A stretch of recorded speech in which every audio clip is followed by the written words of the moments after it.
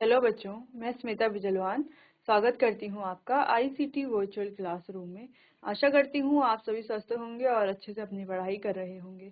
बच्चों, आज हम पढ़ने जा रहे हैं क्लास 8 की साइंस। और क्लास 8 साइंस में हमारा चैप्टर चल रहा था कोल एंड पेट्रोलियम। तो इसी को ही आगे हम आज कंटिन्यू करेंगे।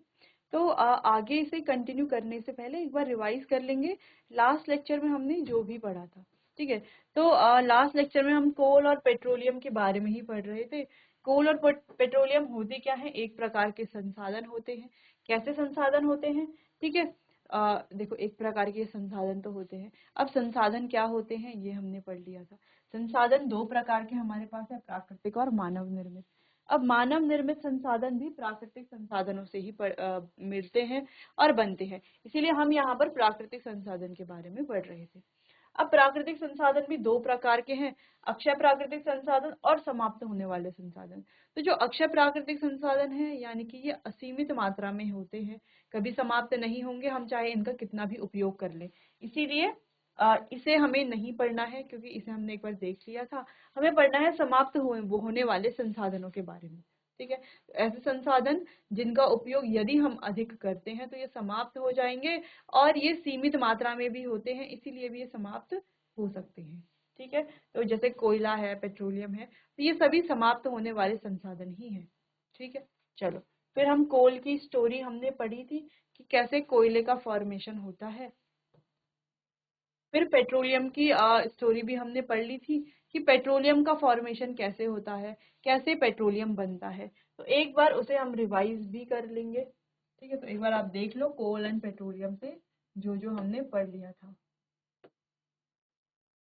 चलो, तो पेट्रोलियम का फॉर्मेशन किससे होता है? पेट्रोलियम का फॉर्मेशन होता है सी में रहने वाले ऑर्गेनिज्म से। ठीक है, सी में रहने वाले ऑर्गेनिज्म जब वो मर जाते हैं, डेड हो जाते हैं, तो इनकी डेड बॉडी समुद्र के जो बॉटम है यानी कि सबसे नीचे, ठीक है, या हम कहें पेंदे पर, क्या हो जाती है? सेटल हो जाती है। धीरे धीरे इनके ऊपर रेत की और क्ले की लेयर्स आती रहती है, जिस वजह से ये कंप्रेस तो होते हैं लेकिन कवर होकर के, यानी कि कवर ये हो जाते हैं। फिर वहां पर वायु की अनुपस्थिति, उच्च तापमान और उच्च दाब के कारण धीरे धीरे ये जो ऑर्गेनिज्म थे, ये धीरे धीरे पेट्रोलियम और प्राकृतिक गैस में परिवर्तित हो जाते हैं। क्लियर है? चलो, ये पढ़ा था हमने।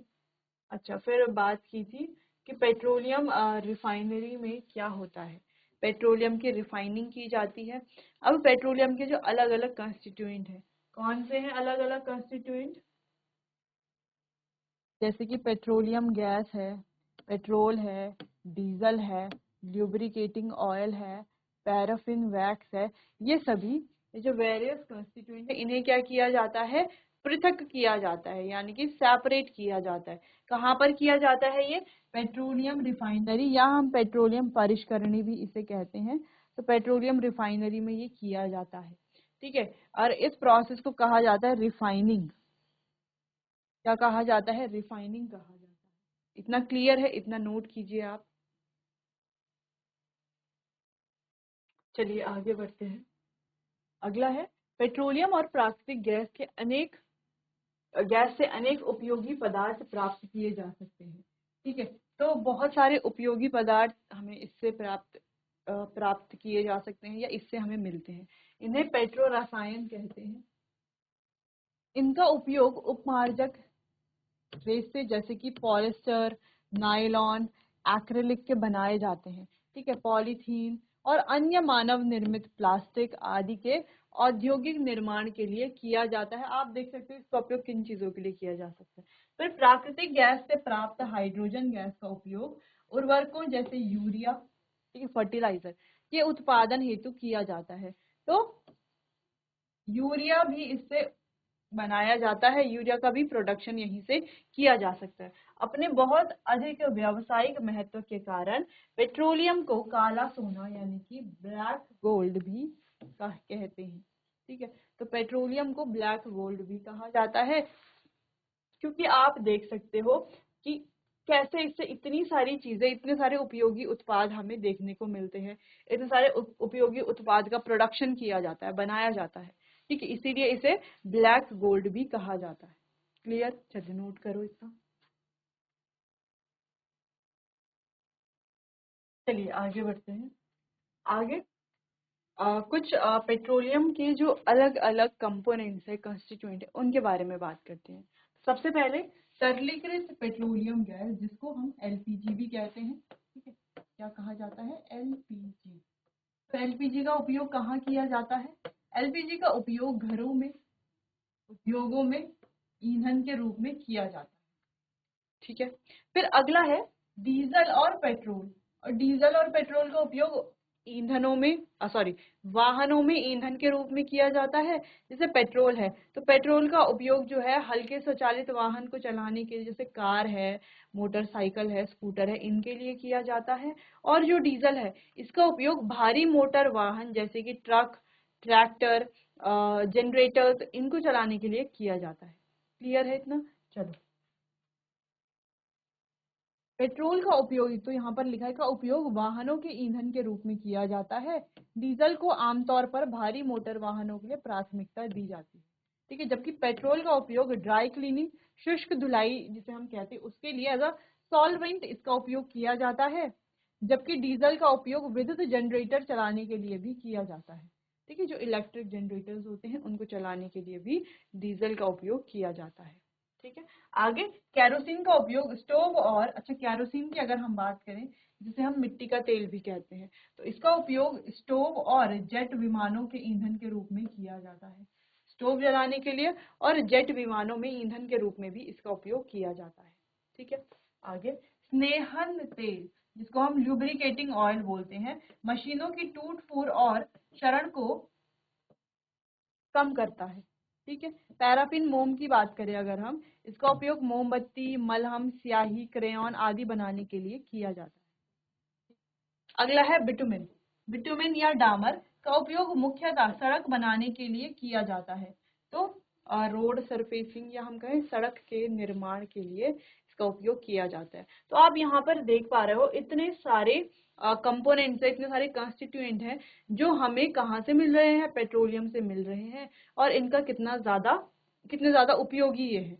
ठीक है, और इस प्रकार से ये आपको जो इमेज दिख रही है, ये है पेट्रोलियम परिष्करणी, जहां पर पेट्रोलियम की रिफाइनिंग की जाती है। रिफाइनिंग करना मतलब पेट्रोलियम की जो अलग अलग कंस्टिट्यूएंट है, इन्हें सेपरेट किया जाता है अलग अलग टेम्परेचर पर। ठीक है, तो ये कहाँ पर की जाती है रिफाइनिंग? पेट्रोलियम परिष्करणी या हम पेट्रोलियम रिफाइनरी इसे कहते हैं। क्लियर, चलिए नोट कीजिए इतना। चलिए आगे बढ़ते हैं। तो यहाँ पर आप देख सकते हो पेट्रोलियम के जो अलग अलग संघटक हैं वो क्या क्या है। एक है एलपीजी, पेट्रोल, मिट्टी का तेल, डीजल, ल्यूब्रिकेटिंग ऑयल, पैराफिन, मोम, बिटुमिन। अब इनके यूजेस क्या है? देखो, बिटुमिन का यूज तो पेंट और सड़क निर्माण में किया जाता है। ठीक है, सड़क बनाने के लिए।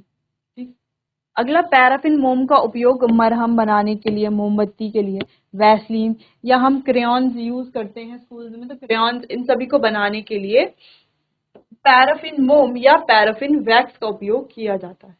फिर स्नेहक तेल, जिसे हम ल्यूब्रिकेटिंग ऑयल भी कहता है, इसका काम है स्नेहन करना, यानी कि ल्यूब्रिकेशन करना। ठीक है, चलो अगला है डीजल, भारी मोटर वाहनों के लिए और विद्युत जनरेटरों के लिए। मिट्टी का तेल स्टोव, लैंप और जेट वायुयान के लिए किया जाता है। ठीक है, जेट वायुयान। ठीक है, एज अ फ्यूल यूज किया जा रहा है। आगे बढ़ते हैं पेट्रोल, मोटर ईंधन, शुष्क धुलाई, ठीक है, जिसको ड्राई क्लीनिंग भी कहते हैं, तो यहाँ पर इसका उपयोग किया जाता है। ठीक है, एलपीजी का उपयोग घरों और उद्योगों में ईंधन के रूप में किया जाता है। क्लियर, तो आप चाहें तो इसको इस तरीके से डिटेल में अगर आपने लिख लिया है तो ठीक है, डिटेल में आपने नहीं लिखा है तो इस तरीके से ऐसे टेबल जो आपके एनसीईआरटी में भी है, ऐसे भी काम चल जाएगा। ठीक है, ऐसे भी आप इसे लिख सकते हो, क्योंकि सारे पॉइंट्स तो यहाँ पर लिखे हुए ही हैं, जो संघटक हैं और इनके जो उपयोग हैं वो पूरे तरीके से लिखे हुए हैं। क्लियर है, चलो नोट करो इतना बच्चों। चलो आगे बढ़ते हैं। तो यहाँ पर बच्चों जो पेट्रोलियम के अलग अलग कंस्टिट्यूएंट है और उनके यूजेस हैं, जो हमने अभी यहाँ पर पढ़ा हिंदी में, वही यहाँ पर लिखा हुआ है इंग्लिश में। ठीक है, चलो, तो आप चाहें तो वो वाला नोट कर लेना, आप चाहें तो ये वाला नोट कर लेना। ठीक है, तो बात एक ही है। आगे बढ़ते हैं, बात करते हैं सीएनजी यानी कि नेचुरल गैस की।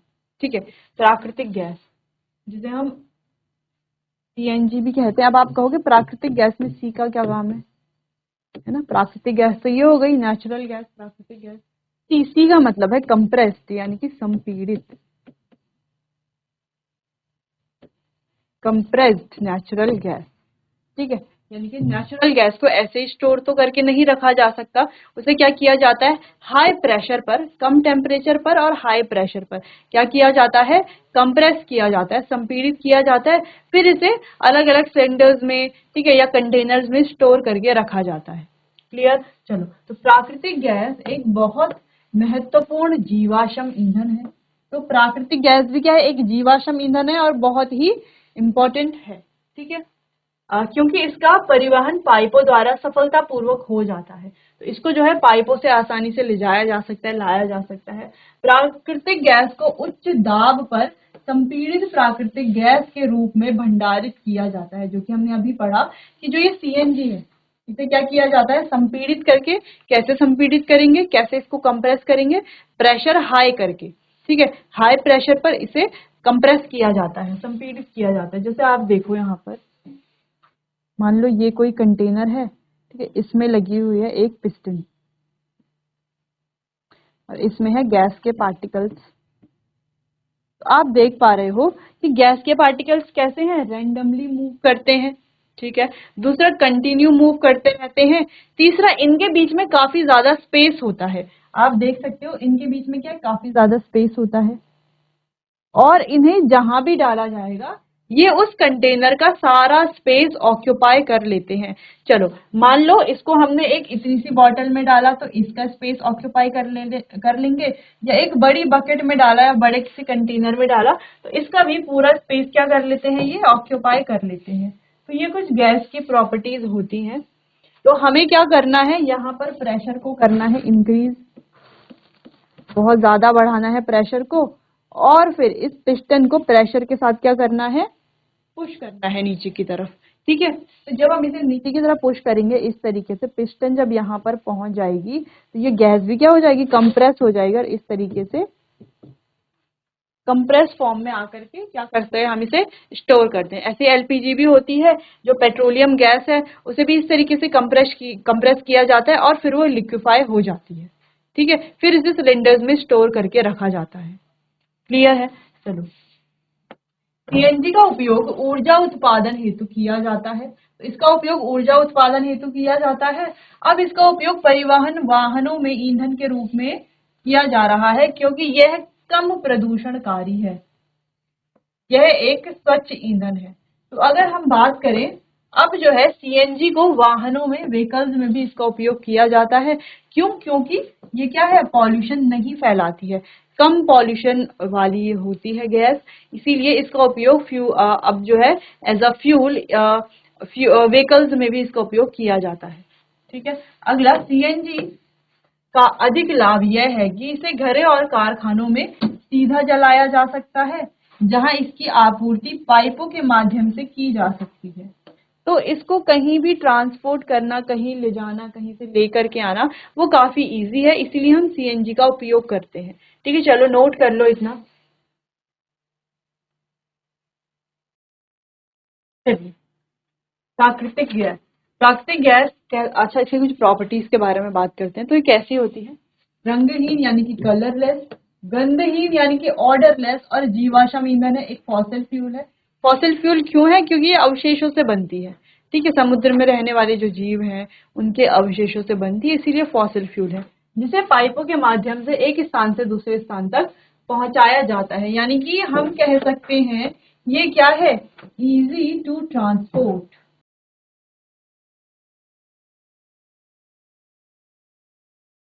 इजी टू ट्रांसपोर्ट है, क्योंकि एक जगह से दूसरी जगह तक ले जाना इसको आसान है। ठीक है, सीएनजी और इसके लाभ के बारे में बात करते हैं। उच्च दबाव में संग्रहित प्राकृतिक गैस को सीएनजी के रूप में जाना जाता है। सीएनजी के लाभ निम्नलिखित है कि सबसे पहले तो ये एक स्वच्छ ईंधन है। ये स्वच्छ ईंधन क्यों है, क्योंकि ये पॉल्यूशन नहीं करता है, इसीलिए ये कम प्रदूषणकारी है। इसका उपयोग सीधे जलाने के लिए किया जा सकता है। ठीक है, प्राकृतिक गैस त्रिपुरा, राजस्थान, महाराष्ट्र, तमिलनाडु और आंध्र प्रदेश के कुछ हिस्सों में पाई जाती है। तो हमने लिख भी दिया है कहाँ कहाँ ये पाई जाती है प्राकृतिक गैस यानी कि नेचुरल गैस। क्लियर है? चलिए, तो प्राकृतिक गैस के बारे में कुछ पॉइंट्स हमने यहाँ पर लिखे हैं जिन्हें आपको नोट कर लेना है। चलिए आगे बढ़ते हैं। तो natural gas is very important fossil fuel because it is easy to transport through pipe। हमने बात की कि इसको ट्रांसपोर्ट करना इजी है पाइप से। तो इसको जो है as a starting material use किया जाता है किसके, केमिकल्स और फर्टिलाइजर के मैन्युफैक्चर के लिए। इंडिया में जैसे त्रिपुरा, राजस्थान, महाराष्ट्र, ठीक है, कृष्णा गोदावरी डेल्टा, अलग अलग जगहों पर नेचुरल गैस पाई जाती है। ठीक है, इतना समझ में आ गया होगा आपको नेचुरल गैस के बारे में। अब आप ये भी लिख सकते हैं कि ये अच्छा फ्यूल क्यों है। देखो, सबसे पहला पॉइंट है ये क्या है, easy to transport.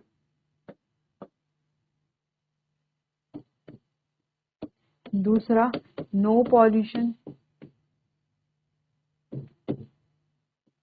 No pollution को आप लेस पॉल्यूशन भी कर सकते हो, ठीक है, नो पॉल्यूशन या लेस पॉल्यूशन। फिर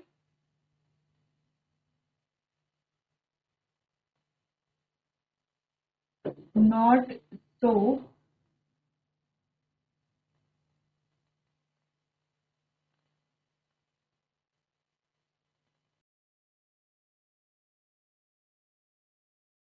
ऐसे लिख सकते हो आप, ये जो है चीप भी है यानी कि सस्ता भी है, या हम कहें कि लो कॉस्ट का भी है, बहुत ज़्यादा महंगा भी नहीं है। इसीलिए भी क्या हो सकता है, ये एक अच्छा फ्यूल है। इसके बाद अगर हम बात करें calorific value, high calorific value है।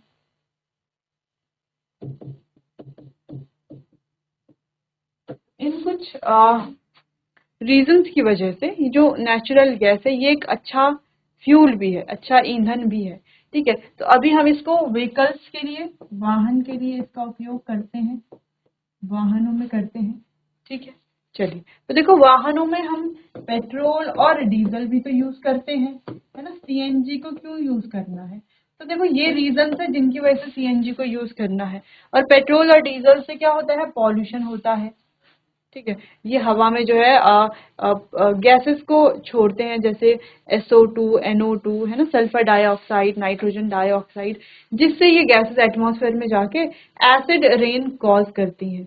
ठीक है, एटमॉस्फेयर के लिए भी अच्छी नहीं है। इसीलिए हम जो है कोशिश कर रहे हैं ज्यादा से ज्यादा सीएनजी का यूज करने की। ठीक, चलिए नोट कीजिए इतना। चलिए आगे बढ़ते हैं। चलो बात करते हैं कुछ प्राकृतिक संसाधन जो सीमित है। अब जो सीमित प्राकृतिक संसाधन है वो कौन कौन से, जैसे कोयला है, ठीक है, पेट्रोलियम है, अगला प्राकृतिक गैस,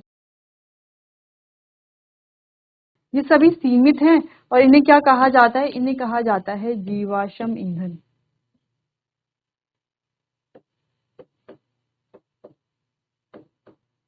क्यों कहा जाता है, क्योंकि ये बनते हैं अवशेषों से, मृत वनस्पति के या मृत ऑर्गेनिज्म के, उनके अवशेषों से मिलकर के ये बनते हैं, इसलिए जीवाश्म ईंधन कहा जाता है। अब इनको बनने में 300 मिलियन वर्ष से भी अधिक वर्ष लगते हैं, इतना ज्यादा समय इनको बनने में लगता है। जिसका मतलब क्या है कि एक बार अगर हमने इसे समाप्त कर दिया, इन सभी ईंधनों को उपयोग करके समाप्त कर दिया, तो क्या होगा, इन्हें दोबारा बनने में 300 मिलियन वर्ष लगेंगे, यानी कि कुछ जनरेशन ऐसी होंगी जो इन ईंधनों को कभी देख भी नहीं पाएंगे। ठीक है, दूसरी चीज, ये जो फ्यूल्स हैं ये प्रोड्यूस करते हैं हार्मफुल गैसेस, यानी कि पॉल्यूशन कॉज करते हैं। तो इसीलिए भी ये क्या है, ज्यादा मतलब बहुत ज्यादा पॉल्यूशन कॉज करेंगे, तो इसीलिए भी हमें इनका ज्यादा उपयोग नहीं करना चाहिए। तो देखो, इनका कम उपयोग करके हमारे बहुत सारे हमें बेनिफिट्स दिखाई दे रहे हैं। पहला तो अगर हम इनका कम उपयोग करते हैं तो पॉल्यूशन कम होगी। ठीक है, दूसरा, अगर हम कम उपयोग करते हैं इनका तो हम इनको सेव करके रख सकते हैं फ्यूचर के लिए। ठीक है, तो ये जल्दी समाप्त नहीं होंगे। दो तीन चीजें तो ये हो गई।